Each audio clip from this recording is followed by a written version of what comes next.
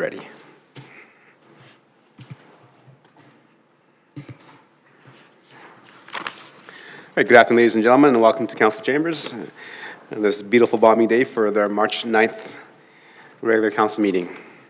For those of you that may be tuning in a little bit later than normal, because it's only actually 4 o'clock if you were here on Saturday, but it's 5 o'clock today, so there is a little bit of change in the spring forward.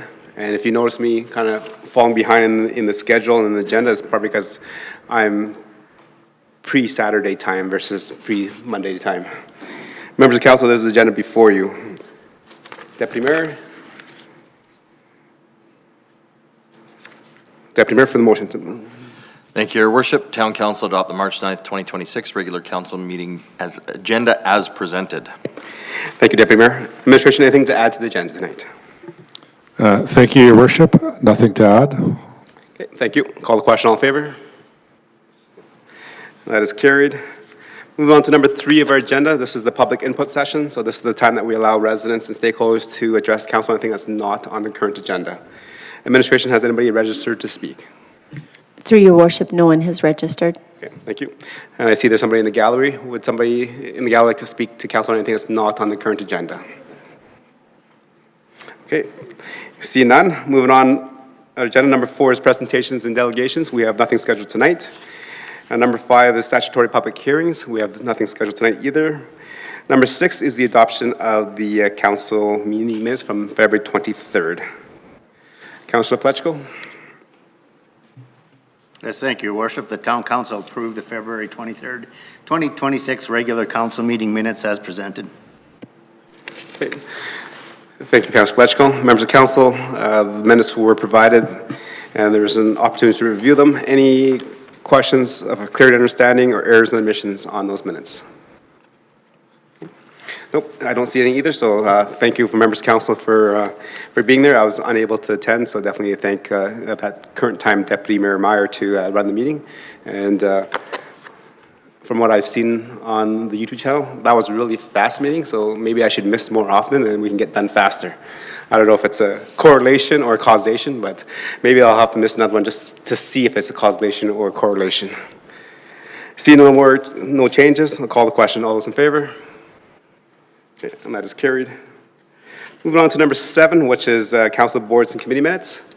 We're looking at 7.1, which is the TLC minutes, and then also 7.2, which is the Stony Plain Library. Councillor Loynes. Town Council received the council board and committee minutes for information. Okay, thank you. Members of council, any questions to the council representative on those boards? Okay, seeing none, I do have one for the representative, Deputy Mayor. I think you are the representative on the TLC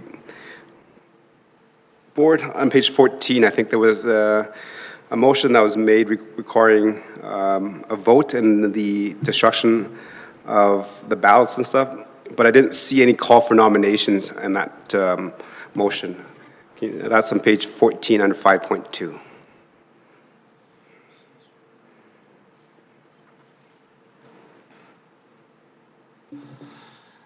Thank you, Your Worship. I don't see motions for it. What it does state is it's the appointment of the chair and the vice chair as per the outcome of the election proceedings.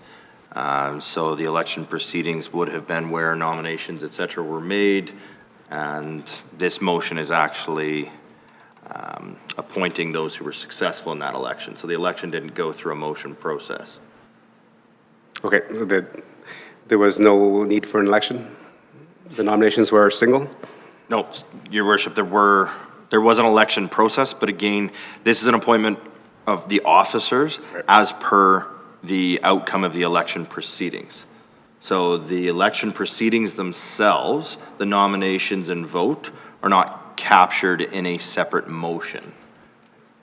So unlike other times where you'll see call for nominations, yes. 1, 2, 3, so on and so forth, that process isn't the process that the Tri-Leisure follows. Okay, thank you for that clarity. I appreciate that. Okay. Any other questions for clear understanding? Seeing none, I have a question to the council representative on the Stony Plain Library Board, to Councilor Pletchko. On page 17, I noticed, just reading the minutes, I noticed that the treasurer was highlighted and identified, but the chair and the vice chair was not. Is there a reason why the chair and vice chair was not highlighted, but the treasurer was? A great question for that committee. I'll have to ask the board at that time. I was not at that meeting. Okay, thank you. Look forward to the information there. And also, if there was, if you can also ask in terms of some clarity. I think later on in the minutes, there was a motion by the board to cancel a room booking. Let me find what page it was. Sorry, I didn't write the page down, but I did read it, and So page 20, I think, if I remember right. page 20, no, page 18. I will find that out for you as well.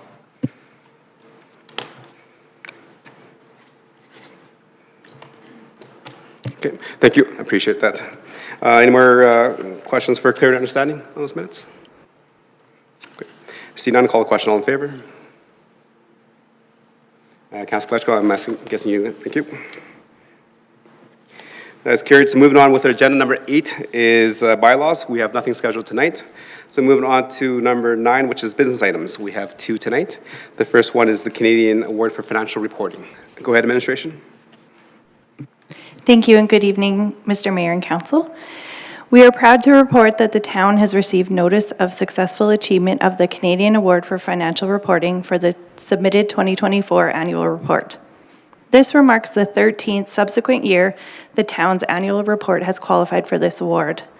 The Government Finance Officer Association presents awards to qualified applicants who publish an easily readable and efficiently organized financial report demonstrating transparency to the residents.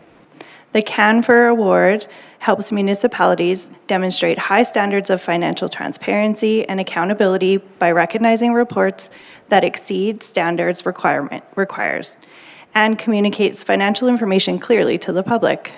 This award is a form of professional recognition for excellence in financial reporting. It builds trust with residents and stakeholders by showing that a municipality is committed to transparency and clear communication about its finances.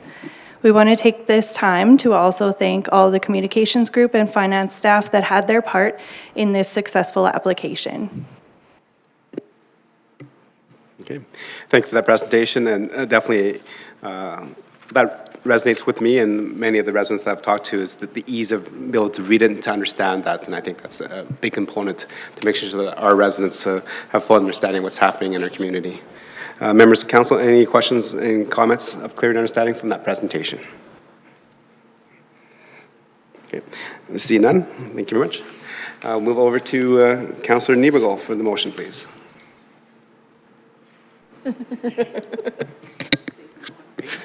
Thank you, Worship. I move that the Town Council accept the Canadian Award for Financial Reporting for the Town of Stony Plain 2024 Annual Report for Information. Okay, well, thank you very much. Members of council, any questions, comments, and debate on the motion? Okay, see none. Oh, sorry, I had one question that I did not ask. I think, is there a history of the longest consecutive years that a municipality has actually won this award? As you mentioned, this is quite a few years in a row for the town of Stony Plain. Do we have a kind of benchmark where there is a, 50 years or whatever that could be? Yes. Thank you, through your worship, to all of council.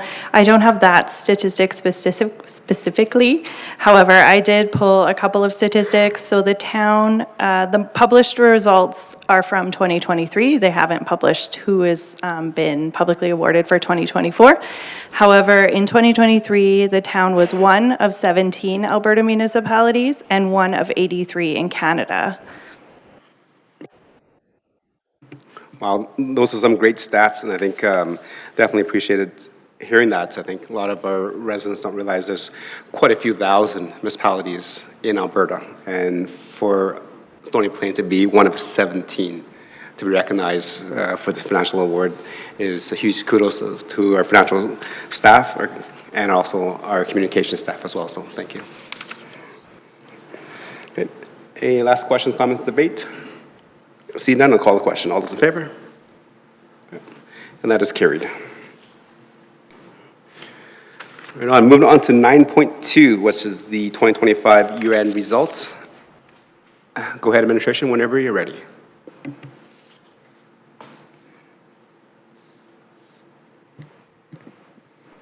Thank you. Good evening again, Your Worship and members of council. This evening, I will present to you the information as included in the agenda package regarding the 2025 unaudited year-end results. Basic operations represent a surplus from budget in the amount of $273,000 or 0.5% of the operating budget for the year ended 2025. It is important to note the data presented is unaudited at this time and has potential to change as the audit is finalized. Administration does not anticipate any major changes throughout the audit. Significant variances to budget that have made up the surplus are explained within the report.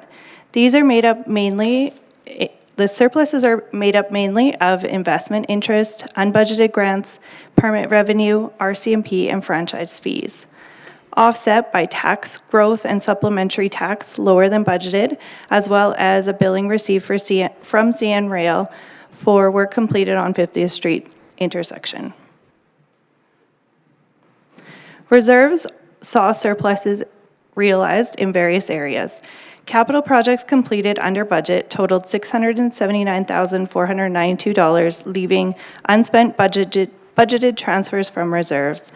On the operating side, the town received a contract credit in the amount of $469,000 from the RCMP fiscal year ended March 31st, 2025, as well as final back pay was settled for 2017 to 2021, resulting in an additional $25,000 savings. As a result of these two credits, the budgeted transfer from the tax levy stabilization was not necessary, leaving an additional $400,000 uncommitted for future use. Budgeted transfers for employee benefit rate stabilization was also not necessary due to the credit realized. These events ultimately increased the town's reserve balances by $1.2 million over what was budgeted in the corporate plan. Other notables included debenture payments that were not due for the recreation facility and public works building due to managed cash flows and project timing.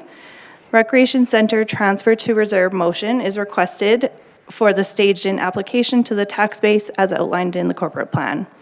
Administration also seeks a motion to support application of tax collected to reduce the debenture borrow on the Public Works Phase 1 building. Motion of support this evening is also requested to fund unplanned reclamation in the amount of $81,134 for the Community Rec Center. Recommended funding source for that is the Community Center Life Cycle Reserve. Capital projects completed in 2025 for the town totaled 67. Of those projects, only 4 had seen overages only totaled $112,051.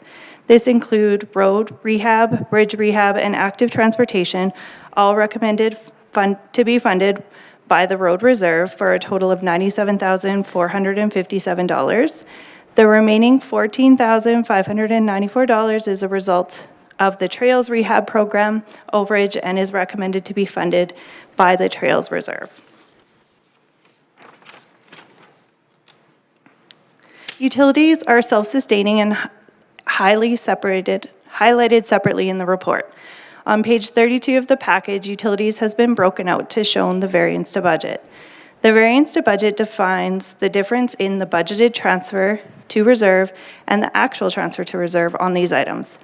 As mentioned in the report, all utility programs realized a surplus to the budgeted transfer to the reserves.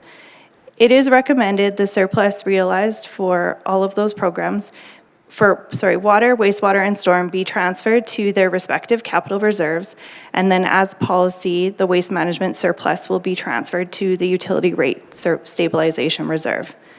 Utilities are also experienced debentures not due for Meridian Reservoir and Central Trunk. Motions are presented to also have those transferred to reserve for project funding and debenture reduction. The motions before council today close off the year-end and financial statements and allow the audit to be conducted. The auditors will be on site starting on Monday, March 16th for a week and will produce the consolidated financial statements. All information presented tonight excludes the Stony Plain Library and the Tri-Leisure Center, of which the auditors will consolidate through their process and bring back. Impacts of the motions presented to reserves are displayed as well as outlined on page 33 of the package. These changes in reserves will be utilized in compilation of the 2027 to 2029 corporate plan. Final consolidation and audited financial statements and details will be presented by our auditor on April 27th. At this point, I will open it up for questions that council may have. Okay, thank you for the presentation. It's always good when we do have a little bit of slight surplus, which means our staff has budgeted well. So council, I can reassure our residents that council is budgeting according to what our needs are and not inflating any costs to that. Members of council, any questions for clarity and understanding? Councillor Anderson? Thank you, Mr. Mayor, and thank you for the presentation this evening. I'm looking at page 29 of our agenda package, just the list of some of the variances. Mr. Mayor, we heard in the presentation this evening that the CN Rail billed the town for some work at 50th Street in the amount of $182,000. Just looking for some clarity from administration, if I could please, on what that work was and how do we determine who's responsible for that cost. When I think about the rail costing, or the rail repairs, initially I would think that CN would bear some of that cost. And so just some clarity, please, on what that looks like. Is it a cost share agreement? Is this something that they do and we just get billed for? Some additional information, please. Okay, go ahead, administration. Thank you, Worship, to Councillor Anderson and all the council. So the bill in question is for some crossing upgrades that were done approximately 2 years ago. Those were, if you may recall, there were two locations that were upgraded with 779 as well as 50th Street. There isn't a formal cost share agreement per se. There is a ministerial order that has been in effect for many of these crossings across Canada. This is one of those such sites. The order does put the onus of upgrades for the crossing on the municipality, which in this case would be us. So that was to upgrade the entire, for the purpose of these costs, those were the costs outboard for the new concrete that was put in, the new rail ties and the new rails themselves that were put in. That took about a week or two, if I remember correctly, a couple of years ago. And these are just the reflected costs that CN has requested to reconcile that work. Okay, thank you. Anything follow up? Having a little bit of a hard time with that one, to be honest with you, because certainly the crossing, if there's we have trails or something that go across the rail, I can appreciate. With the understanding some of that work was the rail itself and the rail ties, I struggle that as a municipality we would be asked to pay that. Certainly, at this level, we can't disagree with the ministerial order. There's not a lot that we can do there. I do know, though, that I guess the Canadian, or Transport Canada does have a process that does allow municipalities to apply for adjudication to determine whether they should be bearing the full cost or whether the rail should bear some of those costs. And so through you, Mr. Mayor, to administration, is that a process that we would consider undertaking, or is the ministerial order clear that it is our responsibility? Okay, go ahead, administration. Thank you, Your Worship. Appreciate the questions and the opportunity to speak to this one a little bit. It is, I would say, an unusual one. So, maybe just the first thing I'll point out too, this is noted as an accrual, which means we haven't paid that bill, but we do believe in accounting speak that it is a liability that is likely to be paid so to speak, by the town of Stony Plain. So that's my version of what an accrual means and why it says accrual on there. So I'll point that out first. Secondly, and again, without going into, a whole ton of specifics across the nation, but obviously there's a lot of rail crossings throughout, Canada, specifically Western Canada as well. So we definitely had a issue and a challenge when we received this as an invoice, I believe is the way it first came across. It's not something that is typical. It's certainly not typical in some of our other crossings. So, when they're doing upgrades to whether it's the rail lines, whether it's the work that they would do in their right-of-ways, typically that's not a cost that is, passed along to the municipality, or at least in my experience, certainly in Stony Plain, it hasn't been. You get into the complexities of it. Sometimes, yes, there's certain costs that would be, to a benefit of the town or as a result of, and so on and so forth.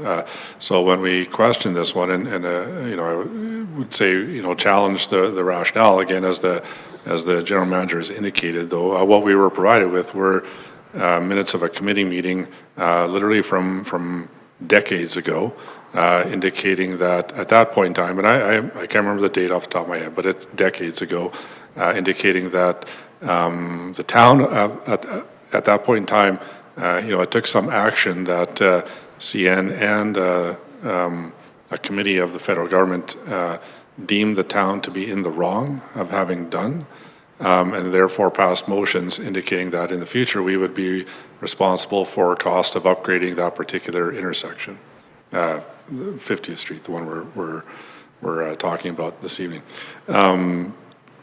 So we did have some time and some dialogue with CN to challenge that, to question that.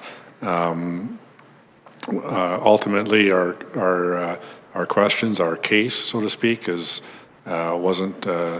It doesn't appear to be very strong in this particular instance. So we do believe we will have to pay this amount. As for what happens after that, that is open for effort or time or focus. And I do believe it is something we should put some time and effort into resolving in a manner more favorable to the town, because the way the motion and the fallback that they were utilizing, it's pretty wide open. This is, in my experience, the first time they've actually utilized this here in Stony Plain, in my recollection, or our best recollection for our own documents. I'll stop there, Your Worship. That was a fair amount of information, but I'll stop there. Okay. So I guess the follow-up question to that is, how many times has CN charged us or wanting to charge us? Because if this is the process we're going forward, then I'm more than happy to budget money there so we can address those crossings and have CN do them.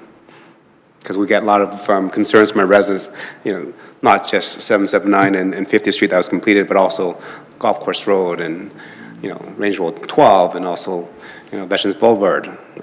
If that's the concept we're working under, then that might be a capital project conversation with members of council to add dollars to actually fund that as a capital project and then have CN complete them.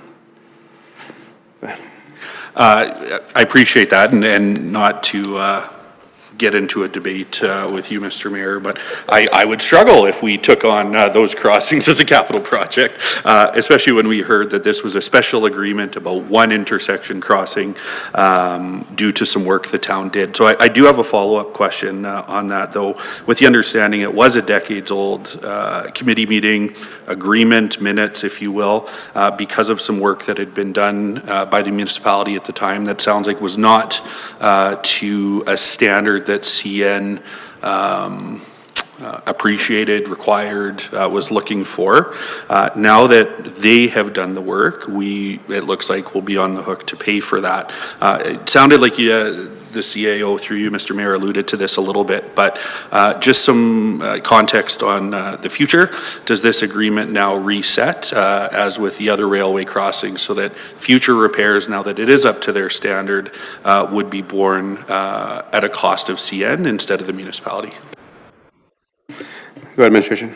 Your Worship, a couple things I'll comment there. So I think to appreciate words are words, but just to be clear, there is no agreement. This was a decision made years ago that is in force still. So the town of Stony Plain, I don't think at any point in time agreed to this necessarily, but general understanding at this point is that we don't have the ability to, question, challenge, so on and so forth at this point in time. My point being is it's not an agreement. There's not a written agreement that says this. It's a decision that was made at the federal level that led to this being this cost.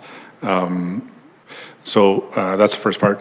Second part, again, just I guess to reiterate, or maybe I'm answering a different question, but I'm sure council will ask or correct again. But this is only in place for 50th Street. It does not apply on 779 or Veterans or Range Road 12, just 50th Street.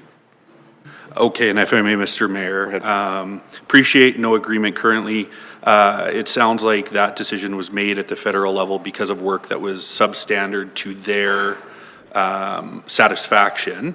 But it now should be because they completed the work. We've paid for it, which in my mind suggests remediation has been completed to their standard. And so I guess the wonder is, do we have an opportunity now to advocate back to CN that they would, just like with some of the other crossings, bear the cost of future maintenance or repairs, because it's now at their standard, right? It sounds like that decision was made because work was undertaken by the municipality that didn't meet their standard. And so is this a reset that we can engage in a conversation about future costings for this particular railway? Or is this something that we can expect any future maintenance or repairs will have to be borne by the municipality because of this decades-old committee meeting minutes that somebody found? Okay, go ahead. Thank you, Your Worship.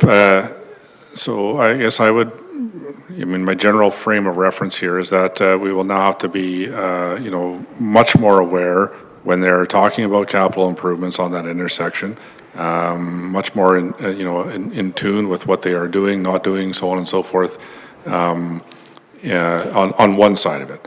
I think the other side of it is perhaps as council is considering or thinking about is, the process to unwind or continue to challenge the directive, so to speak, given through federal committee decades ago. I hesitate to say it this way, but as of now, that appears to be the new standard that they will operate on in that particular intersection until we're told otherwise or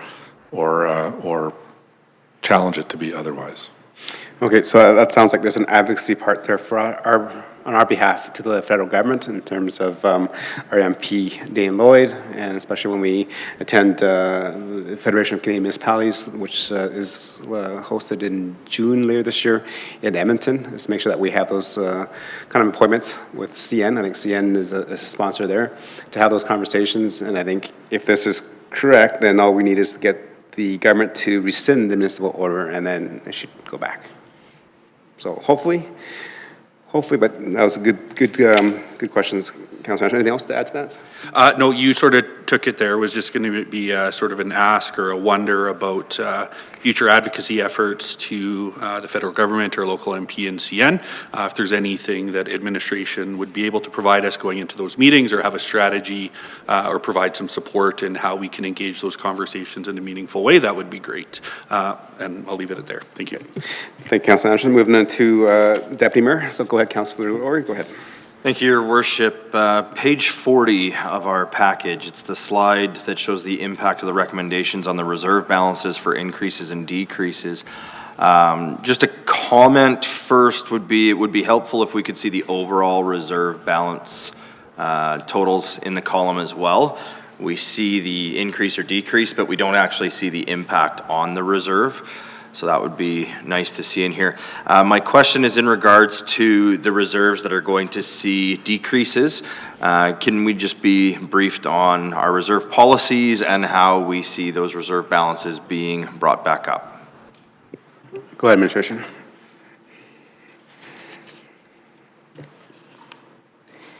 Thank you. Through your worship to Deputy Mayor Laurie, the motions that are impacting the decreases in the reserves are to fund the capital overages.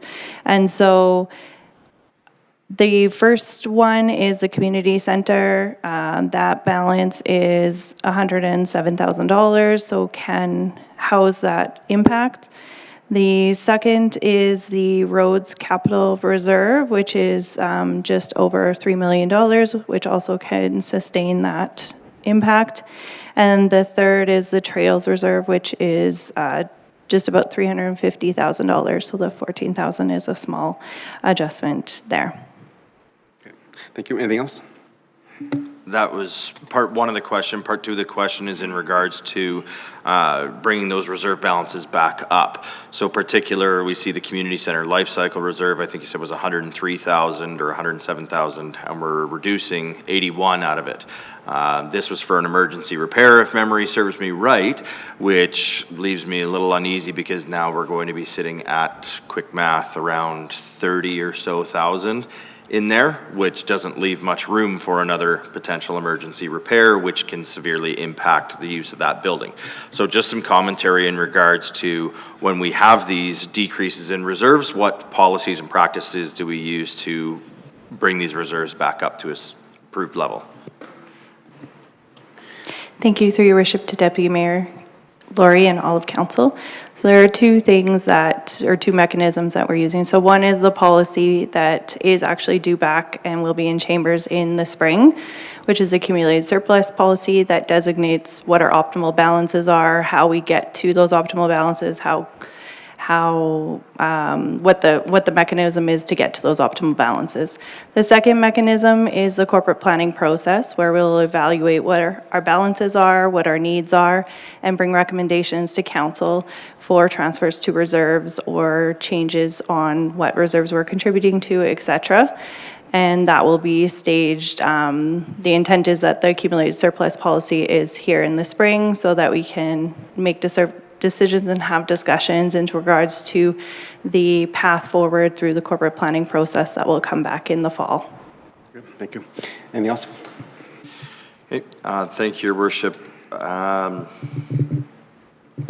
Not at this time. No. Okay.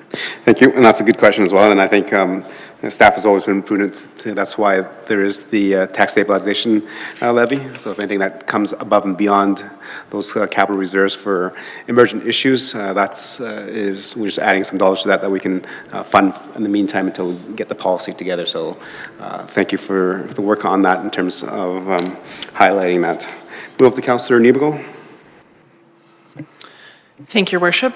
Through you to administration, if you could just help me to understand the difference between the tax growth shortage and supplementary tax obvious shortage based on what was presented here. Okay, go ahead, administration. Thank you, through your worship, to Councillor Niebuhr and all of council.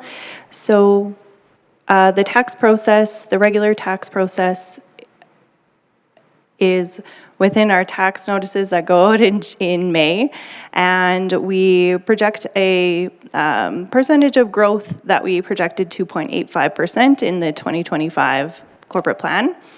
That was not realized, and so we were short about 1%, which I believe I had reported at spring. At that time, we were hopeful that our supplementary taxes would cover that amount and make up. So what supplementary taxes are is a reassessment of major construction projects that have major progress from when the assessment is complete. So assessment is it's basically a year late. So it's the assessment notices that were just sent out is as of June 2025.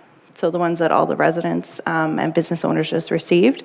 So we're always kind of a year behind in our assessment. A lot can happen in construction within that year, and so throughout the summer months, our assessor reassesses certain properties based on permits pulled and progress of construction, and we'll send an additional tax notice to those owners in the fall, and so those are all classified as supplementary taxes. In 2025 specifically, we had some major permits and major projects that were progressing or anticipated to progress at a very high rate. And so as such, we had increased the budget on specifically supplementary taxes due to some economic conditions, including tariffs, et cetera. Some of those projects slowed. And so as a result, we didn't see the fruition of what we had originally projected.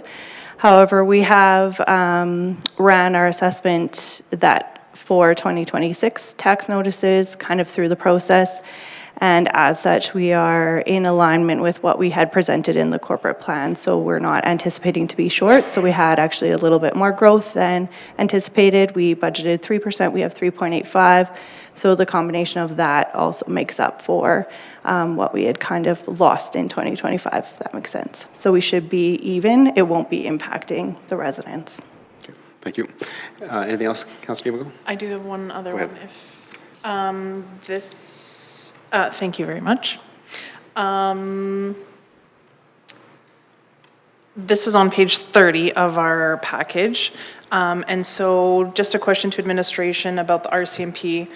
So we actually have a contract credit of just shy of 500,000. And so I'm wondering if we can speak to that in terms of how that comes to be, and when we talk about policing and safety in our community, how that equates. Good. Go ahead.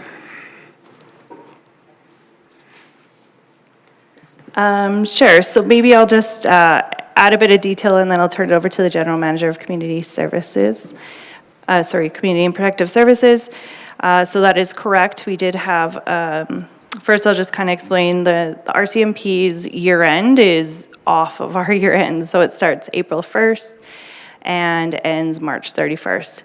So their year end and their reconciliation is off of our year end. We don't have those results. We didn't receive this notification of this credit until the very end of June, beginning of July on our quarterly billing. And so what's contributed to those, there were two pieces. One piece was we had retro pay to pay back for 2017 to 2021. The bill actually finally came in for that, and we had $25,000 more put aside, so we were able to take that back.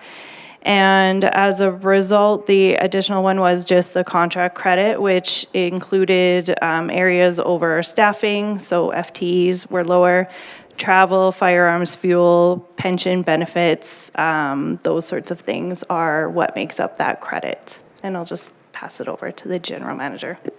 Okay, go ahead. Your Worship, through to Councillor Nabergall. So typically speaking with that projection, they'll project so many members of our 19 complement, and we could be under. So in this one, we were under. They projected 17 for the contract term. I think we set about 15.64. So that's about a $200,000 swing, basically. The other thing is they project out their capital like we do, and some of those capital items, like the firearms as an example, they didn't progress as quickly as they had projected, so the cost implication back to us under that contract term just was not realized. Okay, thank you. Anything else? Okay, thank you. Members of Council, any other questions for clarity and understanding? See none. I do have a question in terms of, I guess the easiest page to look at is the page 39 in terms of recommendations. So I guess my question is to our staff is on number 11. It says to approve the 2025 storm surplus of $184,000. Definitely understand that. We didn't. But is that also an ability for us at spring adjustment to pull that back out to accelerate some of the capital projects initiatives that are outlined in our storm management plan that helps to alleviate and mitigate the flooding in our community. Thank you, through your worship. To you and all of council, that would be a mechanism that council could do if they wanted to escalate any capital projects and make a motion based on the funding source. Okay, thank you. And then in terms of the surplus, can administration provide, definitely some of the projects came under, but was there anything else that attributed to that surplus?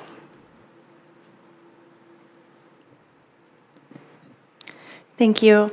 On this storm specifically, there were some savings in repairs and maintenance that totaled about $53,000.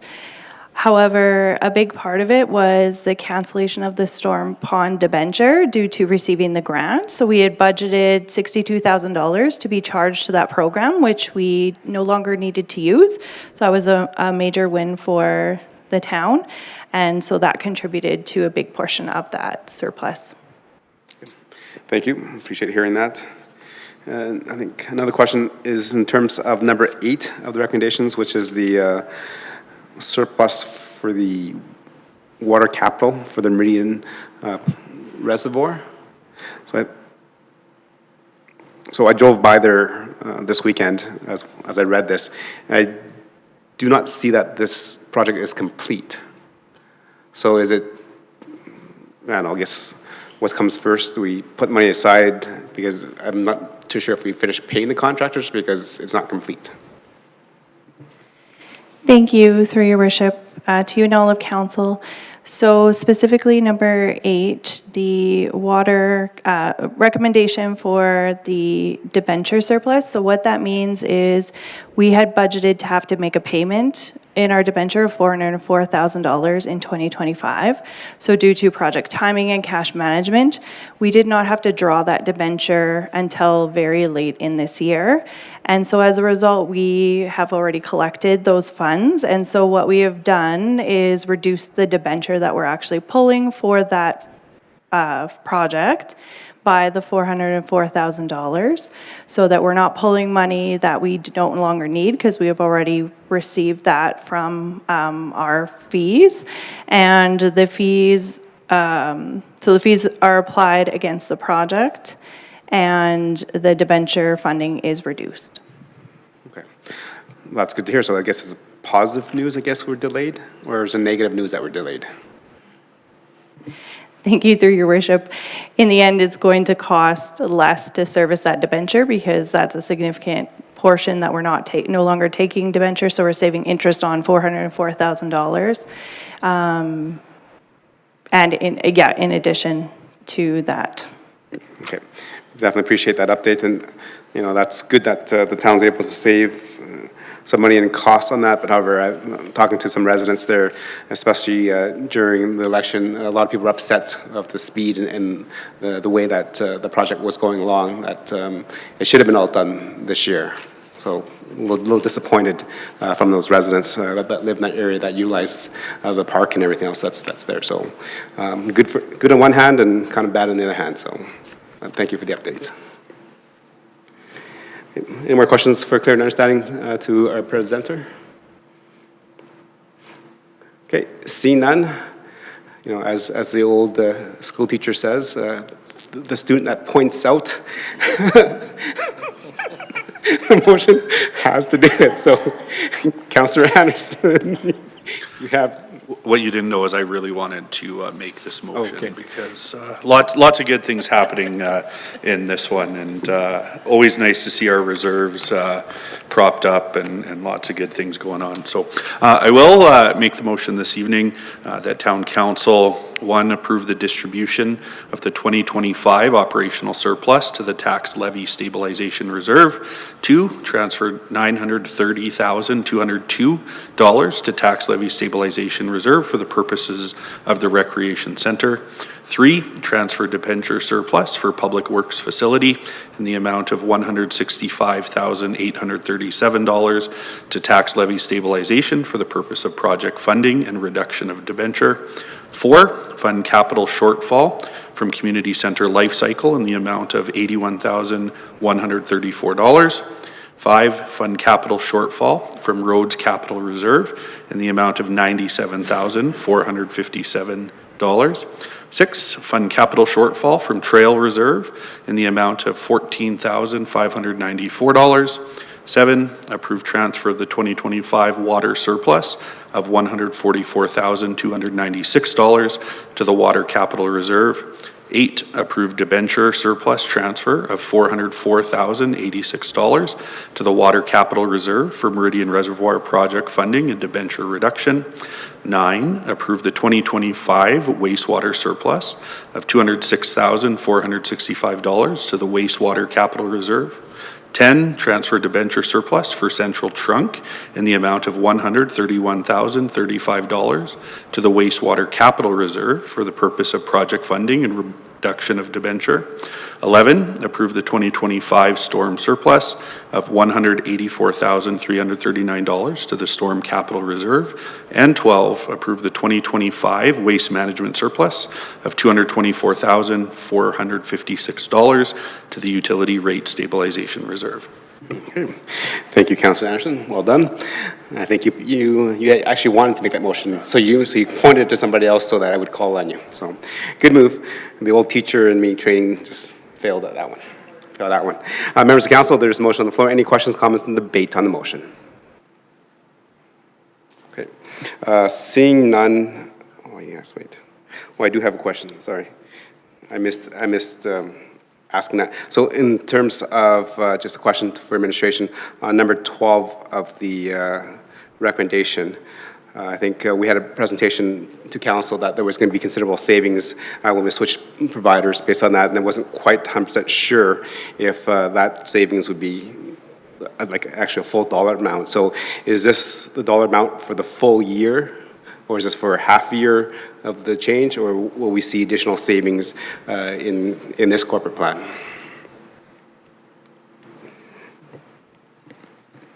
Thank you, through your worship, to you and all of council. So we made an adjustment last spring based on assumptions with the rate. That was effective. There were two pieces. One was effective April 1st, which was the EPR. Sorry, the name is escaping me. And the second was the change in contractor, which was close to the same transition period. And so 9 months were anticipated in 2025, an additional 3 months were anticipated in 2026. The additional 3 months reduction was taken into account in the corporate plan and reflective in the rates for 2026. Okay, thank you. Appreciate that update. And let me just double check my handwriting, because sometimes I can't read my own handwriting. Okay, I think that's all the questions I had. Any other questions for clear understanding? See none? Thank you. Thank you, staff. I look forward to having that conversation with the auditor later in April, and for the presentation, I think April 17th? No, April 27th, as you had written down. Thank you. Call the question. All those in favor? Okay, that is carried. Okay, moving on to number 10 is council discussion. So this is the point in time where members of council can update the balance of council and administration, and also bring back issues that they heard in terms of concerns that from our residents that they will share with our staff as well. Councillor Loynes? Nothing for me. Okay. Councillor Pletchko? Nothing for me, thank you. Councillor Niebergall? Thank you, Worship. I am just pulling up some information here. Well, first, I got to spend Saturday with my colleague, Councillor Anderson and Councillor Mayer, where we did some training with administration on Subdivision and Development Appeal Board, so we're all trained up in that area. And then I just wanted to highlight, I do sit on the Pioneer Board, and so they have a few events. Their speaker series is happening here in March. So tonight, if you could make it there by 7 p.m., is Bob Layton and Shane Blakely. So they're going to share their funny, bizarre, and even sad stories from behind the microphone and high in the sky. So $5 for members, $10 for non-members. And I encourage you to follow them on Facebook. They do have their whole speaker series laid out there. As well as happening Thursday, April 30th at the Pioneer Museum is a tribute to Buddy Holly and Johnny Cash. That is a big fundraiser for them. So I look forward to attending that. I just saw Councillor Laura, or Deputy Mayor over there just shaking his head as well.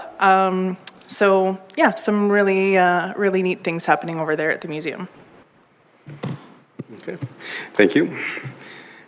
Councillor Anderson? Thank you, Mr. Mayor. Just a couple of things this evening.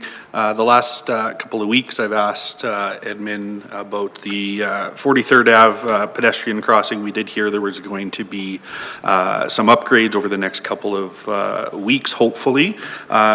Didn't get a chance to drive by there, and so I'm just going to look to admin to see if we actually got the lights back working. That was sort of the primary concern with that one. Go ahead, Administration. Thank you, Worship. Through to Councillor Anderson and all the council. The answer is yes, they were able to get the switches back to running. It is something that we're monitoring very closely as we try and get the planned permanent upgrades into the intersection. I still don't yet have a firm timeline on that, but we are diligently working on that. And just the fact we have working lights, I'm thrilled, and I know that some of the residents that use that crossing regularly will be appreciative that those are working again.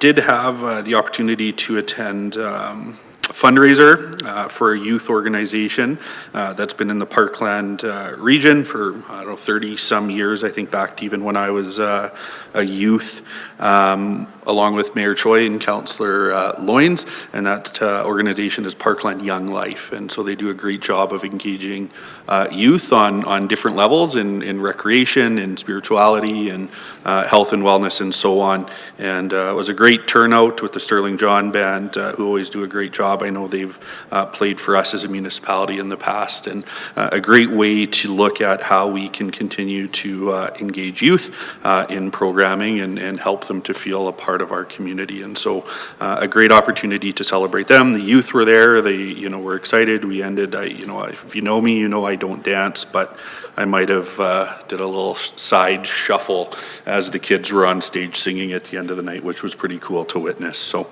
and then finally, didn't mention this during our presentation earlier about the CAN4 award, but just tremendous gratitude to the staff that invest so much in making sure our residents have clear, transparent reporting and making sure that our I's are dotted, our T's are crossed. Like I see all the numbers that I got to read this evening, and I know that's just a fraction of what our teams work through in corporate services on a regular basis. And so to the general manager, to our manager of finance and the staff, tremendous appreciation and gratitude for all that you do, keeping us on budget and keeping our residents informed. We appreciate it. Thank you, Councillor Anderson. Deputy Mayor, go ahead. Nothing this evening, Your Worship. Thank you. Okay, thank you. And with that, definitely I echo the same sentiments as Councillor Loynes and Councillor Anderson had the opportunity to attend the Young Life Banquet and Fundraiser.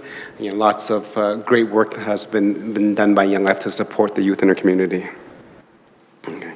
In terms of highlights, this Wednesday, I think Councillor Loynes, myself, maybe a couple members of staff will be attending the Alberta Chamber of Commerce Political Action Day. So again, another opportunity for us as municipal leaders to connect with our provincial counterparts, ask them questions of clear understanding, and then kind of plant the seed and lobby for a few things that would be very important to the town of Stony Plain.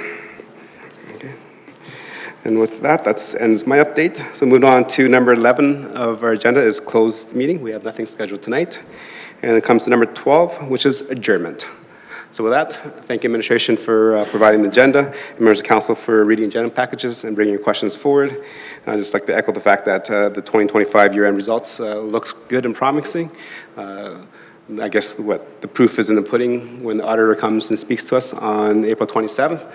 But from my experience, our staff are very good at what they do, and there is pretty close to what they present here is what the auditors will generally find when they take a week and go through all of our paperwork. So thank you to administration. With that, we're adjourned. Thank you.